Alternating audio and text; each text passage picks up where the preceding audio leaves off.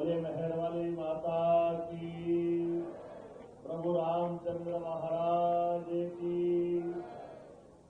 हम सबका सौभाग्य है आज विंध्य की धरती पर कई सारी सौगातों का सिलसिला प्रारंभ हुआ और ऐसे में जब हम अपने इस दिन की यात्रा का आखिरी पड़ाव की तरफ बढ़ रहे हैं, ऐसे में विंध्य व्यापार मेले की तरह से इस गौरवशाली स्थान पर ये व्यापार व्यवसाय तमाम प्रकार की अलग अलग गतिविधियों के कारण से जाना जाने वाला सत्ता सबसे अच्छा पूरे विंध्य के अंदर व्यापार व्यवसाय का केंद्र भी है। मैं बधाई देना चाहता हूं आप सबका, आपका अभिनंदन करता हूं, आपका स्वागत करता हूं। माननीय हमारे यशस्वी प्रभारी मंत्री, वरिष्ठ नेता, हमारी सरकार के माननीय मंत्री श्रीमान कैलाश जी भाई साहब का धन्यवाद देता हूं। उन्होंने उनके समय के बोलने का टाइम भी मुझे दिया है, क्योंकि हमको 5 बजे हर हालत में यहाँ से वायुयान में बैठना रहेगा, क्योंकि हमारे लिए यहाँ से बाद में नाइट लैंडिंग की संभावना नहीं है। लेकिन कोई बात नहीं, मैं उनकी तरफ से भी और आपके अध्यक्ष जी और सांसद जी, विधायक जी, महापौर जी, मंत्री जी जोरदार अभिनंदन करते हैं। पूरे मंच का एक बार सामूहिक रूप से समूचे मंच का अभिनंदन। विंध्य व्यापार मेले और चैम्बर ऑफ कॉमर्स द्वारा 1962 में हमारे तो पैदा होने के पहले से यहाँ व्यापार व्यवसाय की आपने एक अच्छी शुरुआत की। ये बात सही है कि हमारे बीच यशस्वी प्रधानमंत्री श्रीमान नरेंद्र मोदी जी का जोरदार अभिनंदन करें, जिनके नेतृत्व में सच्चे अर्थों में भारतीय प्रतिभाओं का, उनकी योग्यता का, क्षमता का, बुद्धिमत्ता का, व्यापार का, व्यवसाय का, शौर्य का, पराक्रम का, बहादुरी का सभी क्षेत्रों में परिश्रम अगर भारत लगा रहा है, हमें खुशी है। हमारे यशस्वी प्रधानमंत्री नरेंद्र मोदी जी की सरकार में वो आनंद छा रहा है, उसका एहसास हमको हो रहा है। जब मैं आपसे बात कर रहा हूं इतनी बड़ी संख्या में, आपके अध्यक्ष भी बड़े भोले भाले, सियावर रामचंद्र की, इतना आनंद है आपकी भाषा में भी, आपने वो भाव व्यक्त कर दिए। लेकिन ये स्वभाव में नहीं आया कि परमात्मा की दया से पूरा आप जितना प्रकार से ये सारी चीजों का अपना होमवर्क अगली बार आप अच्छे से रख के करना। बहुत सारी चीजें हम आपको दे सकते थे, लेकिन अब आपके खाते में छिपा के जाऊंगा अगली बार के लिए, क्योंकि हमारे अध्यक्ष तो भोले वाले आदमी। आपने कहा, इतनी अच्छी अच्छी बात कर दी, आपने कहा व्यापार आयोग बनाओ। क्या है वो, कौन सा आयोग? व्यापार संवर्धन। अब बताओ आपको मैं वो कौन सा आयोग लोग ढूंढ के, इस आयोग के लिए हमारी सरकार की तारीफ माननीय गृह मंत्री जी कल कर गए, काम करने के आधार पर जोरदार अभिनंदन अमित शाह जी के लिए करो। हम तो पहले दिन से आप ही के काम कर रहे हैं।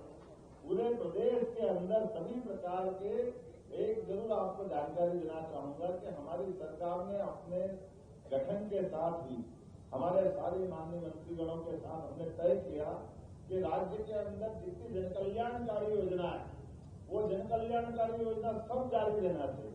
लेकिन इन योजनाओं के चलते चलते आर्थिक रूप से हमारा राज्य और कैसे समृद्ध हो, इसलिए हमारे एक एक विषय को इस प्रकार से पकड़ा। जैसे चुनाव के बाद सरकार बनी, सरकार बनने के बाद अगली सरकार तक, अर्थात हमारे सरकार के 5 साल के टेन्योर में जो बजट हमारे ईयरली रखते हैं, वो ईयरली बजट को 5 साल में डबल करने का टारगेट किया। ये राज्य की विकास की अपनी अवधारणा है। इसलिए 3.5-3 लाख करोड़ का बजट हम अपने 5 साल में 7 लाख के करोड़ के आसपास पहुंचाने वाले हैं। जब मैं 7 लाख कह रहा हूं तो व्यापारी ताली बजा ही सकते हैं एकदम अपने आनंद के साथ। आपसे अच्छा कौन क्या समझेगा? इसलिए एक नहीं, तमाम प्रकार के प्रयास कर रहे हैं कि हरेक कोई यहाँ राज्य में व्यापार करने वाला, व्यवसाय करने वाला, उद्योग धंधे के अलावा भी कोई आज अपने युवा नौकरी मांगने आए, हम उसको नौकरी भी दे रहे हैं। लेकिन इसके पहले एक और बात भी कह रहे हैं कि आप नौकरी मांगने वाले नहीं, नौकरी देने वाले बनो, ये हमारी सबकी इच्छा है। इस प्रबंधन में हमको लगने की आवश्यकता, क्योंकि ये बहुत सीधा गणित, सरकार की सारी नौकरियां मिला लें, 9 करोड़ के राज्य के अंदर सारी सरकारी नौकरी जोड़े तो केवल 10 लाख के अंदर है।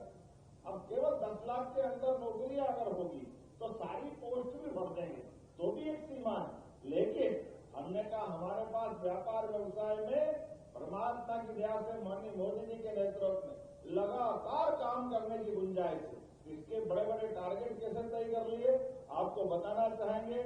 हमने कहा कि हमारे राज्य के अंदर 32 लाख उदाहरण के लिए किसान हैं जिनको बिजली के कनेक्शन अपने टेम्परेरी और परमानेंट रखना पड़ता है। हमने कहा इनको सबको सोलर पंप देंगे, 32 लाख सोलर पंप हमारे राज्य के अंदर दे करके हमारे राज्य के अंदर के किसानों को बिजली के बिल से छुट्टी कराएंगे। क्योंकि ये बात सही है कि बिजली का बिल आप अंदाज लगा लो, एक बिजली का 5 हार्सपावर का पंप हम जिस किसान को देते हैं, आप तो व्यापार के लोग आप तुरंत समझ लोगे, उसमें केवल किसान से 7,500 रुपया हम लेते हैं और किसान को सब्सिडी कितनी देते हैं 53,000, 60,000 में वो पंप पड़ता हम, ऐसे में 53,000 रुपये तो आज दे रहे हैं। आने वाले समय में 53 से 60 होगा, 70 होगा, 1 लाख जाएगा, तो ये कब तक बढ़ता जाएगा। और इसके बलबूते पर राज्य के बजट के ऊपर हमारा लगभग 30,000 करोड़ रुपया सब मिलाकर सब्सिडी का जाता है। हमने इसमें फार्मूला लगाया, एक काम करो किसान को हम सोलर पंप दे दें अपनी तरफ से और केवल 10% उससे लेंगे और 90% पूरा अनुदान दे देंगे। इसका बदला क्या आएगा कि 30,000 करोड़ की सब्सिडी हमको बचेगी, किसान घर में खुद फ्री में बिजली बनाएगा और केवल बिजली नहीं बनाएगा, वो अपने पंप पे भी चलाएगा, घर की भी जला लेगा और मौका पड़ेगा तो आटा चक्की वगैरह छोटा मोटा व्यापार करना चाहे वो भी कर लेगा। तो आम क्या आम गुठली के दाम हुए के नहीं हुए, जरा आप आनंद के साथ जरा प्रशंसा तो करो। इस तरह से इतना ही नहीं, सभी क्षेत्रों में जब मैं आपसे बात कर रहा हूं तो आज यहाँ इस राज्य के अंदर भी हमने तमाम प्रकार के उद्योग व्यापार व्यवसाय युवाओं के लिए रोजगार के जो अवसर चालू किए। आप अपनी कोई बड़ी होटल खोलो, उदाहरण के लिए आप 50 करोड़ के होटल खोलते हो तो 50 करोड़ के होटल में हमारी तरफ से 30% की सब्सिडी आपके लिए भी देने वाली है कि हमारे लोग काम धंधा करें।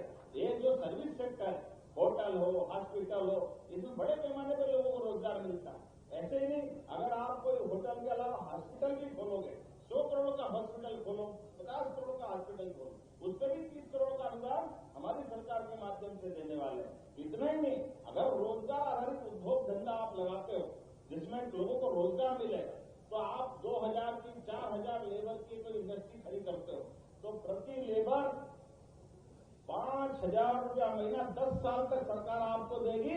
आप कारखाना चलाओ अपना ध्यान के साथ, हमारे लोगों को रोजगार दो, बदले में सरकार आपको मदद करेगी। ये एक नहीं, ऐसी इसमें बड़ी सारी इंडस्ट्रियां लगी, कई सारी इंडस्ट्रियां लगी, जैसे रेडीमेड गारमेंट्स की है, खिलौने बनाने वाली है, ऐसी बहुत सारी है। लेकिन समय कम पड़ रहा है इसलिए मैं अपनी बात इतने में आपकी मांग मानते हुए करता हूं। आपने कहा कि हमारे यहाँ मेले के 2 साल में ये स्कूल विभाग में लगाना पड़ता, जगह की कमी पड़ती, तो मैं आपको यहाँ जगह देने की घोषणा करता हूँ। आपका चैम्बर ऑफ कॉमर्स के माध्यम से हर साल मेला लगाओ, 1 साल नहीं, और ये 2 एकड़ में लगता है, आप 8 एकड़ में लगाओ। मेरा निगम के महापौर भी यहाँ है, आप जोरदार ताली वाली बजा करके बताओ भाई आपको मेला लगाना, हर साल लगाना, तो 8 एकड़ का बड़ा कैंपस आपका बनाएंगे।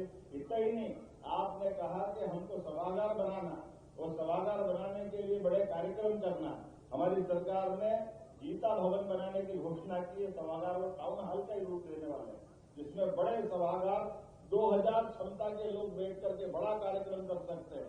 और गीता भवन में लाइब्रेरी से लेकर कई सारी चीजें रहेगी, चैम्बर उसको भी लेना चाहेगा, पीपीपी मॉडल का आपको देने की घोषणा करते हैं। आप बना बढ़िया सभागार अपने सभी कार्यक्रम चलाओ, इस प्रकार की व्यवस्थाओं के लिए हमको कोई तकलीफ नहीं। तीसरी बात आपने कहा कि यहाँ व्यापार व्यवसाय करने के लिए हमको अपनी सरकार की योजनाओं का लाभ मिलना चाहिए। तो मैं ये माननीय सांसद जी ने एक बात अच्छी लगती, हमने रीजनल इंडस्ट्री कॉन्क्लेव की, जिसको रीवा में, ग्वालियर में, जबलपुर में, जहाँ जितने संभाग केंद्र थे अभी तक हमने वहां भी की। लेकिन अब जिले के अंदर करने वाले हैं। तो बीच में माइनिंग सेक्टर की रीजनल इंडस्ट्री कॉन्क्लेव की तर्ज पर कटनी में हमने कार्यक्रम किया था। लेकिन अगर आपने सतना की बात कही है तो हम सतना में लगाने की घोषणा करते हैं। सतना में हमारा इंडस्ट्री कॉन्क्लेव लगेगा। आप हर एक के परिवार में एक काम धंधा करते करते परिवार में बच्चे बड़े हो रहे हैं, नई दुनिया चाहिए, नई व्यवस्था चाहिए, उनको सब प्रकार के संसाधन देकर के हमारी सरकार सब प्रकार से मदद करने को तैयार है।